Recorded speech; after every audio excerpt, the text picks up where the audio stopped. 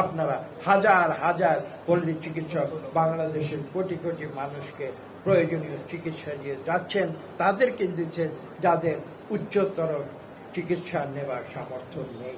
এই দায়িত্ব যে কত গুরুত্বপূর্ণ এটা বাংলাদেশের ধনী লোকেরা বুঝতে পারবে না, কিন্তু যারা গ্রামে গঞ্জে বসবাস করে, যারা পল্লী অঞ্চলে বসবাস করে, তারা জানে আপনাদের মূল্য কত।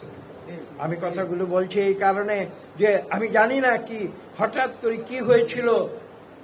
স্বৈরাচারী আওয়ামী লীগ সরকার এক সময় হঠাৎ একটি সিদ্ধান্ত নিয়েছিল, একদিনে, আমি আমার নিজের গ্রামের অঞ্চল থেকে জানি, একদিনে হাজার হাজার পল্লী চিকিৎসককে গ্রেফতার করা হয়েছে। এই কথাগুলো আজকে বলতে হয় কেন? এই কি এমন আক্রোশ ছিল? এখন যদি কেউ বলে যে শহীদ প্রেসিডেন্ট জিয়াউর রহমান পল্লী চিকিৎসা ব্যবস্থা বাংলাদেশের দরিদ্র মানুষের জন্য উপহার দিয়েছিলেন, সেটা বন্ধ করতে হবে, সেজন্যই কি এই আক্রোশ প্রকাশিত হচ্ছে? আমি আপনাদের সামনে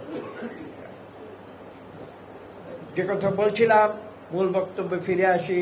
আপনারা দেখেছেন পরবর্তীতে সেই একই আক্রোশের শিকার হয়েছিলেন আমাদের দেশনেত্রী বেগম খালেদা জিয়া।